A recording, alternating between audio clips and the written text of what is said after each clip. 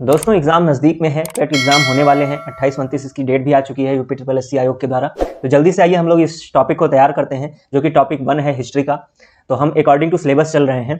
तो Indus valley civilisation के बारे में आइए हम एक एक पॉइंट्स को डिस्कस करते हैं, क्योंकि लूसेंट और घटना चक्र बहुत ही इंपॉर्टेंट बुक मानी जाती है। तो इसलिए मैं सबसे पहले यहीं से कवर करना स्टार्ट करता हूँ। ठीक है, तो आइए बिना समय गवाए ही स्टार्ट करते हैं। चैनल को सब्सक्राइब कर लीजिए ताकि ऐसे ही वीडियोस आपको टाइम टाइम पे मिलते रहें। तो आइए स्टार्ट करते हैं सिंधु सभ्यता से। रेडियो कार्बन C14 जैसी नवीन विश्लेषण पद्धति के द्वारा सिंधु सभ्यता की सर्वमान्य तिथि 2400 ईसा पूर्व से 1700 ईसा पूर्व मानी गई है। और इसका विस्तार कैसा है? त्रिभुजाकार है। नोट करिए इसको। तिथि निर्धारण की कार्बन C14 की खोज अमेरिका के प्रसिद्ध रसायन शास्त्री VF लीवी द्वारा 1946 में की गई थी। इस पद्धति में जिस पदार्थ में कार्बन 14 की मात्रा जितनी ही कम रहती है उतनी ही प्राचीन मानी जाती है। तो ये जो टेक्निक है कार्बन निर्धारण की, ये C14 है। तो इसको याद रखिएगा, एग्जाम में पूछा जा सकता है। सिंधु सभ्यता की खोज 1921 में राय बहादुर दयाराम साहनी जी ने किया था। सिंधु सभ्यता को आद्य ऐतिहासिक फोटो हिस्टोरिक अथवा कांस्य ब्रॉन्ज युग में रखा जा सकता है। इस सभ्यता के मुख्य निवासी जो थे वो कौन थे? द्रविड़ और भूमध्य सागरीय थे। तो इसको याद रखिएगा। और ये भी बहुत इंपॉर्टेंट पॉइंट्स है। सन जॉन मार्शल जो थे भारतीय पुरातत्व सर्वेक्षण विभाग के तत्कालीन महानिदेशक थे। उन्होंने 1924 में सिंधु घाटी सभ्यता नाम के एक उन्नत नगरीय सभ्यता पाए जाने की विविध घोषणा की थी। ये कौन थे? सन जॉन मार्शल। और अगर बात करें सिंधु घाटी सभ्यता की खोज 1921 में दयाराम साहनी जी ने किया था। सिंधु सभ्यता के सर्वाधिक पश्चिम पुरातल दास्क नदी के किनारे, जो सर्वाधिक पश्चिमी पुरास्थल है, भारत का मैप तो आपने देखा ही होगा, उसमें पूरा जो पश्चिमी इलाका है वो दास्क नदी के किनारे स्थित सुतकांगेडोर बलूचिस्तान, पूर्वी पुरास्थल हिंडन नदी के किनारे आलमगीरपुर जो कि जिला मेरठ उत्तर प्रदेश का है। उत्तरी अगर पुरास्थल की बात करें तो चिनाब नदी के तट पर अखनूर के निकट मांदा जम्मू कश्मीर के पास, तथा दक्षिणी पुरास्थल की बात करें तो गोदावरी नदी के तट पर दाइमाबाद जिला अहमदनगर महाराष्ट्र में पड़ता है। तो ये चारों दिशाओं में जितने भी थे, ये उत्तर दक्षिण और पूरा पश्चिम जितना भी है, तो उसके बारे में दिया हुआ है। आइए अगले पॉइंट पे की बात करते हैं। सिंधु सभ्यता या सैंधो सभ्यता नगरीय सभ्यता थी। सैंधो सभ्यता से प्राप्त परिपक्व अवस्था वाले स्थलों में केवल 6 को ही बड़े नगर की संज्ञा दी गई है। ये कौन से हैं? मोहनजोदड़ो, हड़प्पा और गढ़वारी वाला, राखीगढ़ी और धौलवीरा और कालीबंगन। धौलवीरा भारत में सिंधु घाटी सभ्यता की पहली साइट है। इसको याद रखिएगा इस पॉइंट को, जिसे यूनेस्को ने 2021 में विश्व विरासत स्थल की सूची में शामिल किया है। ठीक है, तो इसको यूनेस्को में आ गया नाम, तो इसलिए आप इसको जरूर याद रखिए, क्योंकि धौलवीरा बहुत ही इंपॉर्टेंट है। स्वतंत्रता प्राप्ति पश्चात हड़प्पा संस्कृति के सर्वाधिक स्थल गुजरात में खोजे गए हैं। और नोट इसमें भी है, सिंधु सभ्यता का सबसे बड़ा स्थल अगर हम बात करें तो मोहनजोदाड़ो है। इसको भी याद रखिए, पूछा जा सकता है। जबकि भारत में सबसे बड़ा स्थल राखीगढ़ी जो कि घग्गर नदी के किनारे है, जो हरियाणा के हिसार जिले में स्थित है। इसकी खोज जो है 1963 में सूरजभान ने की थी। याद रखिएगा इस पॉइंट को, और ये गजेटियर का पॉइंट है। आइए अगले पॉइंट्स की तरफ बढ़ते हैं। तो अगला पॉइंट हमारा क्या है? लोथल एवं सुतकोडा सिंधु सभ्यता का बंदरगाह था। ये याद रखिएगा, लोथल जो है वो बंदरगाह था और सुतकोददा जो है वो भी बंदरगाह था। जुते हुए खेत और नक्काशदारी ईंटों का प्रयोग साक्ष्य कालीबंगन से प्राप्त हुआ। ये इसको भी याद रखिएगा, ये भी इंपॉर्टेंट पॉइंट है। मोहनजोदड़ो से प्राप्त स्नानागार संभवतः सैंधो सभ्यता की सबसे बड़ी इमारत है। इसको तो जरूर याद रखिएगा। और इसका ये भी पूछता है कि जिसके मध्य स्थित स्नाना कुंड जो है, इसकी ये इतने मीटर लंबा, 11.88 मीटर लंबा, 7.01 मीटर चौड़ा और 2.43 मीटर गहरा है। अग्निकुंड लोथल और कालीबंगन से प्राप्त हुए हैं। ये भी याद रखिएगा। अग्निकुंड अगर पूछ ले कहां से प्राप्त हुए तो लोथल और कालीबंगन से। मोहनजोदड़ो से प्राप्त एक सील पर 3 मुख वाले देवता पशुपतिनाथ जिसको बोलते हैं की मूर्ति मिली है। उनके चारों ओर हाथी, गैंडा, चीता और भैंसा विराजमान है। इसको भी याद रखिएगा। मोहनजोदड़ो से नर्तकी की एक कांस्य मूर्ति मिली है। इसको भी याद रखिएगा। मोहनजोदड़ो काफी, तो मोहनजोदड़ो से क्या मिल गया? एक 3 मुख वाले देवता की पशुपतिनाथ की मूर्ति मिली है और मोहन नर्तकी की एक कांस्य मूर्ति मिली है। और हड़प्पा के मोहरों पर सबसे अधिक एक श्रृंगी पशु का अंकन मिलता है। यहाँ से प्राप्त एक आयताकार मुहर में स्त्री के गर्भ से निकला पौधा दिखाया गया है। मनके बनाने वाले कारखाने लोथल और चाहुंदड़ो से प्राप्त मिले हैं। और सिंधु सभ्यता की लिपि जो है वो कौन सी थी? भाव चित्रात्मक थी। ये पूछा जा सकता है एग्जाम में, तो इसको जरूर याद रखिए। यह लिपि दाईं से बाईं ओर लिखी जाती थी। जब अभिलेख से एक से अधिक पंक्तियों का होता था तो पहली पंक्ति में दाईं से बाईं ओर, दूसरी बाईं से दाईं ओर लिखी जाती थी। पहली पंक्ति जो थी वो दाएं से बाईं तथा दूसरी बाईं से दाईं लिखी जाती थी। आइए अगली तरफ नोट है। लेखन कला की उचित प्रणाली विकसित करने वाली पहली सभ्यता सुमेरिया की सभ्यता थी, जिसमें लेखन कला की उचित प्रणाली विकसित करने वाली पहली सभ्यता थी ये। सिंधु सभ्यता के लोगों ने नगरों और घरों के विन्यास के लिए ग्रिड पद्धति अपनाई थी। इसको भी याद रखिएगा, ग्रिड पद्धति अपनाई गई थी उस समय। घरों के दरवाजे और खिड़कियां सड़क की ओर न खुलकर पिछवाड़े की ओर खुलते थे। केवल लोथल नगर के घरों के दरवाजे मुख्य सड़क की ओर खुलते थे। सिंधु घाटी सभ्यता के मुख्य फसल अगर हम बात करें, सबसे इंपॉर्टेंट है ये, गेहूं और जौ थे। और सैंधोवासी जो थे मिठास के लिए शहद का प्रयोग करते थे। मिट्टी से बने हल का साक्ष्य बनमाली से मिलता है। रंगपुर एवं लोथल से चावल के दाने मिले हैं, जिनसे धान की खेती होने का प्रमाण मिलता है। चावल के प्रथम साक्ष्य लोथल से ही प्राप्त होते हैं। इसको भी याद रखिएगा, बहुत पूछा जाने वाला इंपॉर्टेंट सबसे टॉपिक है। सुरकोतदा, कालीबंगन एवं लोथल से सैंधो-कालीन घोड़े के अस्थिपंजर मिले हैं। तौल की इकाई 16 के अनुपात में थी। इसको भी याद रखिएगा आप लोग। सैंधो सभ्यता के लोग यातायात के लिए 2 पहिए और 4 पहिए वाली बैलगाड़ी भैंसा गाड़ी का उपयोग करते थे। कौन सी बैलगाड़ी या भैंसा गाड़ी का उपयोग करते थे। मेसोपोटामिया के अभिलेखों में वर्णित मेलूहा शब्द का अभिप्राय सिंधु घाटी सभ्यता से ही है। इसको भी याद रखिएगा। आइए अगले पॉइंट्स की तरफ बढ़ते हैं। जल्दी से हम लोग इसे खत्म करना है, जल्दी से जल्दी, ताकि आपको जल्दी से जल्दी याद हो जाए। संभवतः हड़प्पा संस्कृति का शासन वर्णिक वर्ण के हाथों में था। जो वर्ण था उसका वर्णिक वर्ग था उसके हाथों में था। पिग्गट ने हड़प्पा और मोहनजोदड़ो को एक विस्तृत साम्राज्य की जुड़वा राजधानी कहा है। इसको भी याद रखिएगा, पिग्गट थे एक, उन्होंने बोला था ऐसा। सिंधु घाटी सभ्यता के लोग धरती को उर्वरता की देवी, इसको भी याद रखिए, मानकर उसकी पूजा करते थे। धरती को क्या बोलते थे? उर्वरता की देवी बोलते थे। वृक्ष पूजा एवं शिव पूजा के प्रचलन के साक्ष्य भी सिंधु घाटी सभ्यता से मिले हैं। इसको भी याद रखिएगा। स्वास्तिक चिन्ह संभवतः हड़प्पा सभ्यता की देन है। कौन सा चिन्ह? स्वास्तिक चिन्ह। इस चिन्ह से सूर्योपासना का अनुमान लगाया गया है। सिंधु घाटी सभ्यता के नगरों में किसी भी मंदिर के अवशेष नहीं मिले हैं। इसको भी याद रखिएगा। सिंधु घाटी सभ्यता में मातृ देवी की उपासना सर्वाधिक प्रचलित थी। पशुओं में कुबड़ वाला सांड इस सभ्यता के लोगों के लिए विशेष पूजनीय था। इसको भी याद रखिएगा। स्त्री मृण मूर्तियों, मिट्टियों की मूर्तियां अधिक मिलने से ऐसा अनुमान लगाया जाता है कि सैंधो सभ्यता जो समाज था वो मात्र सत्तात्मक था। इसको भी याद रखिएगा। सैंधोवासी सूती एवं ऊनी वस्त्रों का प्रयोग करते थे। अगर पूछे जाए कैसे वस्त्र पहनते थे, सूती और ऊनी वस्त्र पहनते थे। मनोरंजन के लिए सैंधोवासी मछली पकड़ना, शिकार करना, पशु पक्षियों को आपस में लड़ाना, चौपड़, पासा खेलना आदि साधनों का प्रयोग करते थे। सिंधु घाटी सभ्यता के लोग काले रंग के डिजाइन किए हुए लाल मिट्टी के बर्तन बनाते थे। कैसे? डिजाइन किए हुए लाल मिट्टी के बर्तन बनाते थे। सिंधु घाटी के लोग तलवार से परिचित नहीं थे। इसको भी याद रखिएगा। तलवार का वहां पे कोई भी नहीं मिला है ऐसा साक्ष्य जिससे वो तलवार से परिचित रहे हों। कालीबंगन से एकमात्र हड़प्पा कालीन स्थल था जिसका निचला शहर सामान्य लोगों के रहने हेतु भी किले से घेरा हुआ था। कालीबंगन का अर्थ है काली चूड़ियां। इसका भी याद रखिएगा। कालीबंगन का अर्थ क्या होता है? काली चूड़ियां। यहाँ से पूर्व हड़प्पा स्तरों के खेत जोते जाने के तथा अग्नि पूजा की प्रथा के प्रमाण भी मिले हैं। और इसमें पर्दा प्रथा, वैश्यावृत्ति सैंधो सभ्यता से में प्रचलित थी। शवों को जलाने एवं गाड़ने यानी दोनों प्रथाएं प्रचलित थीं। हड़प्पा में शवों को दफनाने जबकि मोहनजोदड़ो में जलाने की प्रथा थी। मोहनजोदड़ो में जलाने की प्रथा विद्यमान थी। लोथल एवं कालीबंगन में युग्म समाधियां मिली हैं, मतलब यहाँ पे समाधियां भी मिली हैं। सैंधो सभ्यता के विनाश का संभवतः सबसे प्रभावशाली कारण बाढ़ था।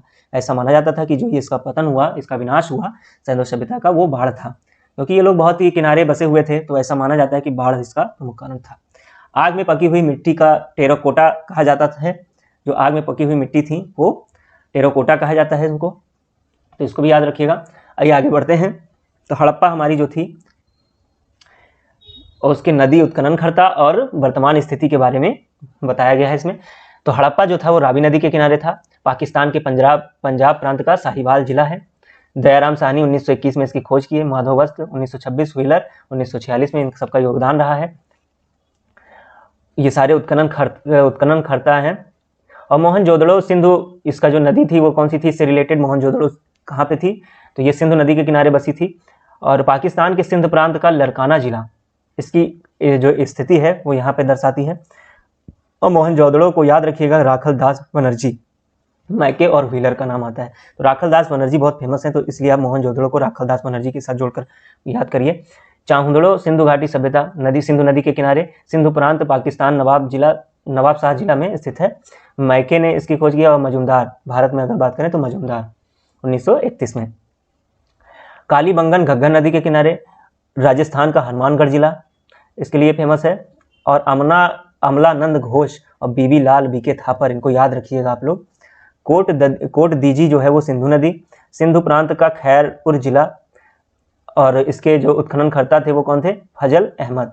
रंगपुर की बात करें तो ये मादर नदी के किनारे, गुजरात का काठियावाड़ जिला, रंगनाथ राव इसके उत्खननकर्ता थे। रोपड़ सतलज नदी के किनारे, पंजाब का रोपड़ जिला, यज्ञदत्त शर्मा 1953 से 56। और लोथल भोगवा नदी और गुजरात का अहमदाबाद जिला, रंगनाथ राव के द्वारा 1954 में।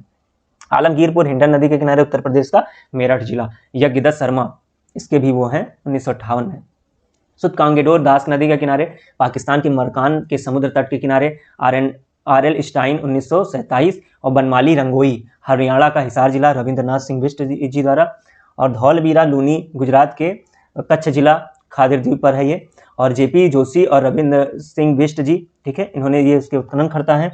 और सोतकाह ये सादिकौर बलूचिस्तान, जॉर्ज डेल्स। सबसे इंपॉर्टेंट कौन कौन से हैं? हड़प्पा याद रखिए, मोहनजोदड़ो और चाहुंदड़ो और कालीबंगन, ये सारे बहुत ही इंपॉर्टेंट है। रंगपुर हो गया, रोपण हो गया, लोथल हो गया, आलमगीरपुर हो गया, और सुतकांगेडोर और धौलवीरा तो सबसे ज़्यादा ही इंपॉर्टेंट है। इसको याद रखिएगा आप लोग। इसके उत्खननकर्ता और इसकी किस नदी के किनारे है, इसको जरूर याद रखिए, ताकि ऐसे ही। तो आइए हम बढ़ते हैं, अपना जो अगला टॉपिक है वो है सिंधु घाटी सभ्यता से ही है, और ये है घटना चक्र का। तो ये भी इंपॉर्टेंट है, इसलिए मैंने इसको यहाँ पे लिया है। इसके पॉइंट सारे याद रखिए। पशुपालन का प्रारंभ मध्य पाषाण काल में हुआ, इसको याद रखिए। पशुपालन के साक्ष्य जो है भारत में आदमगढ़, होशंगाबाद मध्य प्रदेश तथा बागौर में से प्राप्त होता है। जो बागौर कहाँ पड़ता है? भीलवाड़ा राजस्थान के पास। और मध्य पाषाण कालीन महदहा प्रतापगढ़ उत्तर प्रदेश से हड्डी एवं सिंह निर्मित उपकरण प्राप्त हुए हैं। तो इसको भी याद रखिएगा। भारत में मानव का सर्वप्रथम साक्ष्य मध्य प्रदेश के पश्चिम नर्मदा क्षेत्र से मिला है। नर्मदा क्षेत्र की खोज 1982 में की गई थी।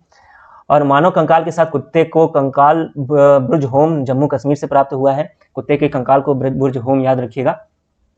गर्त आवास के साक्ष्य कहाँ मिले हैं? तो वो बुर्ज होम से प्राप्त हुए हैं। बुर्ज होम पूरा स्थल की खोज 1935 में डी टेरा और पीटरसन ने किया था। सर्वप्रथम खाद्यान्नों का जो उत्पादन था वो नवपाषाण काल से प्रारंभ हुआ। बलूचिस्तान से कच्छ मैदान स्थित मेहरगढ़ से सर्वप्रथम प्राचीनतम स्थायी जीवन के प्रमाण मिले हैं। चारकोलिथिक युग को ताम्रपाषाण युग के नाम से भी जाना जाता है। नौदा टोली मध्य प्रदेश का एक महत्वपूर्ण ताम्रपाषाणिक पुरास्थल है जो खारगोन जिले में स्थित है। नौदा टोली का उत्खनन HD संकालिया ने कराया था, इसको भी याद रखिए। नवपाषाणकालीन पुरास्थल में राख के टीले, ये भी पूछा जा सकता है, कर्नाटक में मिले हैं। मैसूर के पास बेल्लारी जनपद के स्थित संकनकल्लू नामक स्थान से प्राप्त हुए हैं। और गेरुवर्णी गैरिक मृदभांड पात्र OCP के साक्ष्य हस्तिनापुर एवं अंतर जीखेड़ा से प्राप्त हुए हैं। भारतीय पुरास्थल सर्वेक्षण संस्कृति मंत्रालय के अधीन एक विभाग है, इसको भी याद रखिएगा। तो आइए आगे बढ़ते हैं। सिंधु सभ्यता के प्रमुख स्थल और उसके उत्खननकर्ता। हड़प्पा के कौन है? दयाराम साहनी 1921 में खोजा। और मोहनजोदड़ो के राखलदास बनर्जी 1922 में, इसको भी याद रखिए। रोपण जो है यज्ञदत्त शर्मा 1953 से 55 में। और लोथल SR राव 1954 से 1955 में। आगे बढ़ते हैं, इसको भी याद रखिए। कालीबंगन बीबी लाल, इसको भी याद रखिएगा। कालीबंगन काला बीबी लाल, इसको भी याद रखिए 1961 से 1969। रंगपुर कहाँ है? रंगपुर MS वत्स द्वारा 1934 से 1935। चाहुंदड़ो MG मजूमदार चांदुड़ो याद रखिएगा 1931 में। सुरकोटदा जो है वो JP जोशी 1964। बनावली जो है RS बिष्ट 1974 से 77। आलमगीरपुर यज्ञदत्त शर्मा, इसको याद रखिए 1958। कोट दीजी फजल अहमद खान 1957 से 1958। सुतकांगेडोर RL स्टाइल 1927 में। मांडा जो है वो JP जोशी। बालाकोट जारल्स डेल्फ। धौलवीरा JP जोशी। मिताथल ये सूरजभान ने 1968 में। और आखीगढ़ी सूरजभान ने 1969 में ही किया था। अब आइए आगे बढ़ते हैं। भारत में सर्वप्रथम 1881 ईस्वी में अलेक्जेंडर कनिंघम को पुरातत्व सर्वेक्षण के रूप में नियुक्त किया गया। कब किया गया? 1861 में अलेक्जेंडर कनिंघम ने। और लॉर्ड कर्जन के समय में 1901 में भारतीय पुरातत्व सर्वेक्षण के रूप में केंद्रीयकृत कर जॉन मार्शल को इसका प्रथम महानिदेशक बनाया गया था। तो अभी आपको समझ में आ गया होगा कि जॉन मार्शल को क्यों पहला नाम आता है। राष्ट्रीय मानव संग्रहालय, जिसका नाम बदलकर इंदिरा गांधी राष्ट्रीय मानव संग्रहालय कर दिया गया है, भोपाल मध्य प्रदेश में स्थित है। सिंधु सभ्यता आदि ऐतिहासिक काल की सभ्यता है। पुरातात्विक साक्ष्यों के अलग अलग कालों में पाए गए मृद भांड ही सिंधु सभ्यता को आर्यों के पूर्व का सिद्ध करते हैं, मतलब आर्यों के बारे में ये बताते हैं। काले रंग की आकृतियों से चित्रित लाल मृदभांड जहां सिर्फ हड़प्पा सभ्यता की विशेषता है, वहीं धूसर एवं चित्रित धूसर मृदभांड जो बाद के हैं, आर्यों से संबंधित माने गए हैं। हड़प्पा कालीन नदियों के किनारे बसे नगर। हड़प्पा रावी नदी के किनारे, मोहनजोदड़ो सिंधु नदी के, रोपण कहाँ है, सतलज नदी के किनारे, कालीबंगन गंगा नदी के, और लोथल भोगवा नदी के किनारे, और सुतकांगेडोर जो है वो दास्त नदी के किनारे है। आइए आगे बढ़ते हैं।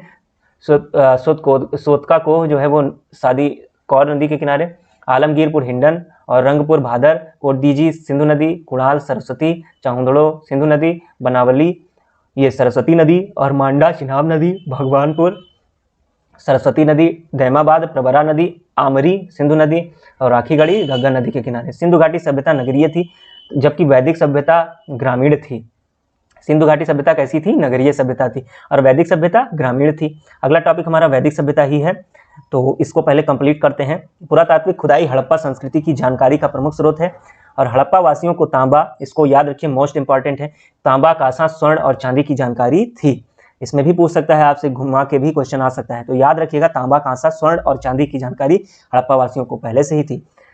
प्रारंभिक हड़प्पा सभ्यता में पैर से चालित चाक का प्रयोग किया जाता था, जो पैर से चालित था, और परिपक्व हड़प्पा के दौरान से हाथ से चालित चाकों का प्रयोग किया जाने लगा था। मूर्ति पूजा का प्रारंभ पूर्व आर्यकाल से माना जाता है।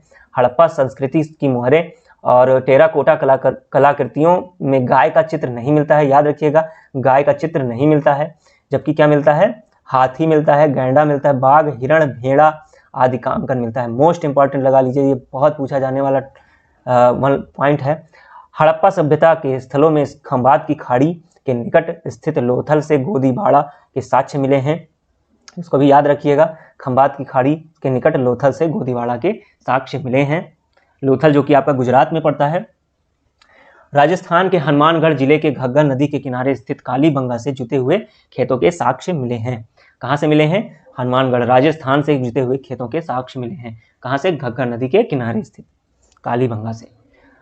और गुजरात के धौलवीरा से हड़प्पा लिपि के आकार के 10 चिन्हों वाला एक शिलालेख मिला है। हड़प्पा के फतेहाबाद जिले में स्थित बनावली से पकी हुई मिट्टी की बनी हुई हल की प्रतिकृति मिली है। सैंधव सभ्यता के महान स्नानागार के साक्ष्य मोहनजोदड़ो से प्राप्त होते हुए हैं। सैंधव सभ्यता कांस्ययुगीन सभ्यता थी तथा यहाँ के लोग लोहे से परिचित नहीं थे। राखीगढ़ी हरियाणा के हिसार जिले में घग्गर नदी पर स्थित है, इसको भी याद रखिए। आगे बढ़ते हैं अगले पॉइंट की तरफ, जो कि है हमारा राखीगढ़ी स्थल की जो खोज है वो 1969 में सूरज भान ने की थी, इसको याद रखिएगा। हरियाणा में पड़ता है राखीगढ़ी। मोहनजोदड़ो तथा चाहुंदड़ो दोनों सिंधु प्रांत में तथा सुटकोलिदा गुजरात में स्थित है, इसको भी याद रखिएगा, इंपॉर्टेंट पॉइंट है। रंगपुर गुजरात के काठियावाड़ प्रायद्वीप में माधा नदी के पास स्थित है, ये भी आपको मैंने बताया हुआ है, तो ये भी याद रखिए। रंगपुर गुजरात में सौराष्ट्र में क्षेत्र में है। रंगपुर कहाँ है? गुजरात के सौराष्ट्र क्षेत्र में स्थित है। और रंगपुर में धान की भूसी के ढेर मिले हैं, इसको भी याद रखिएगा। रंगपुर की खुदाई वर्ष 1953 से 54 में रंगनाथ राव रंगपुर और रंगनाथ, इससे आप रिलेट करके याद कर सकते हैं। इसकी जो खुदाई हुई थी वो 1953 से 54 में हुई थी। रंगपुर से प्राक हड़प्पा और उत्तर हड़प्पा कालीन सभ्यता के साक्ष्य मिले हैं। रंगपुर से कच्ची ईंटों के दुर्ग, नालियां, मृदभांड मिले हैं। और दधेरी एक परवर्ती पुरास्थल है जो पंजाब प्रांत के लुधियाना जिले में के गोविंदगढ़ के पास स्थित है। सिंधु घाटी सभ्यता का विस्तार जो है वो उत्तर से झेलम नदी के पूर्व तट से दक्षिण में यमुना की सहायक नदी हिंडन के तट तक माना जाता है। सिंधु घाटी के लोग पशुपति शिव की पूजा भी करते थे। इसका प्रमाण जो है वो मोहनजोदड़ो से प्राप्त एक मुहर है जिस पर योगी की आकृति बनी हुई है। उस योगी के दाईं ओर बाघ और हाथी तथा बाईं ओर गैंडे तथा भैंसे का चित्रित किया गया है। योगी के सर पर एक त्रिशूल जैसे आभूषण है तथा इसका 3 मुख है। मार्शल महोदय ने इसे रुद्र शिव से संबंधित किया है। भारतीय पुरातत्व सर्वेक्षण विभाग के निर्देशक जो महानिदेशक जो हैं वो सर जॉन मार्शल के निर्देश पर 1921 में दयाराम साहनी ने पंजाब पाकिस्तान के तत्कालीन मॉन्टेगोमरी संप्रांतीय साहिवाल जिले में रावी नदी के बाएं तट पर स्थित हड़प्पा के टीले की खुदाई की। वर्ष 1922 में राखलदास बनर्जी ने सिंधु प्रांत के लरकाना जिले स्थित सिंधु नदी के दाहिने तट पर स्थित मोहनजोदड़ो के टीलों को पता लगाया। उसने पता लगाया राखलदास बनर्जी ने। सर्वप्रथम मानव द्वारा तांबा का प्रयोग किया गया, इसको याद रखिए, मोस्ट इंपॉर्टेंट लगा लीजिए, ये भी इंपॉर्टेंट है। किस धातु का प्रयोग किया सर्वप्रथम? तो वो है तांबा धातु की प्रयोग किया। वस्त्रों के लिए कपास का उत्पादन सर्वप्रथम भारत में किया गया। सिंधु घाटी सभ्यता में कपास के उत्पादन का प्रमाण मिला है। मोहनजोदड़ो वर्तमान पाकिस्तान के लरकाना जिले में जो स्थित है के उत्खनन से कपास की सूत्र की प्राप्ति की गई थी। कपास के सूत्र की प्राप्ति की गई थी। मोहनजोदड़ो से कुबड़ों वाले बैल ककुदमान वृषभ की आकृति वाले मुहर प्राप्त हुए हैं। कुबल वाला सांड कहाँ मिला है? मोहनजोदड़ो से मिला है। सिंधु घाटी सभ्यता की मुहरों पर सर्वाधिक अंकन एक श्रृंगी बैल का है, जो उसके बाद कुबड़ वाला बैल मिला है। पहले कौन है? श्रृंगी बैल, फिर कुबड़ वाला सांड। आइए आगे बढ़ते हैं, जो कि हमारा लास्ट पॉइंट है। कालीबंगन से मृड़ पट्टिका पर एक और दोहरे सींग वाले देवता का अंकन है, दूसरी ओर बकरी को दिखाया गया है जिसमें एक पुरुष ला रहा है, मतलब जिसे एक पुरुष जो है वो लेकर आ रहा है, यानी ये बकरी को दिखाया गया है दूसरी तरफ, और एक तरफ क्या दिखाया गया है? दूसरी दोहरे सींग वाला देवता। और सिंधु सभ्यता में मार्त देवी की उपासना सर्वाधिक प्रचलित थी, ये भी मोस्ट इंपॉर्टेंट है, इसको याद रखिएगा। मिस्र की सभ्यता का विकास नील नदी के द्रोणी में हुआ, और मिस्र को नील नदी का उपहार कहा जाता है। क्यों कहा जाता है? क्योंकि इस नदी के अभाव में यह भूभाग रेगिस्तान होता। और सुमेरिया सभ्यता के लोग प्राचीन विश्व के प्रथम लिपि आविष्कर्ता थे। क्या थे? प्रथम लिपि आविष्कर्ता थे। सुमेरिया की क्यूनिफॉर्म लिपि को सामान्यतः प्राचीनतम लिपि माना जाता है। सिंधु सभ्यता की लिपि कैसी थी? भाव चित्रात्मक। भाव चित्रात्मक की बात आएगी तो याद रखिएगा सिंधु घाटी सभ्यता को। यह लिपि दाएं से बाएं लिखी जाती थी, याद रखना। जो भाव चित्रात्मक जो लिपि थी ये कहाँ से कहाँ लिखी जाती थी? दाएं से बाएं और लिखी जाती थी। आइए थोड़ा सा पॉइंट याद कर लें। कच्चा माल और स्थल। तांबा कहाँ से? खेतड़ी राजस्थान बलूचिस्तान से। लाजवर्द बदखां अफगानिस्तान। फिरोजा और टिन ये ईरान से। और चांदी जो था वो राजस्थान के जावर और अजमेर खानों से, अफगानिस्तान एवं ईरान। और सीसा कहाँ से? अफगानिस्तान से। शिलाजीत हिमालय से लाते थे, गोमेद गुजरात से। तो ये दोस्तों हो गया कंप्लीट सिंधु घाटी सभ्यता। आई थिंक आपका तुरंत रिवीजन हो गया होगा। अगर रिवीजन हो गया होगा तो प्लीज़ चैनल को सब्सक्राइब कर लें ताकि ऐसे ही वीडियोस आपको टाइमली मिलती रहें। थैंक यू कि आपने इतनी देर सुना।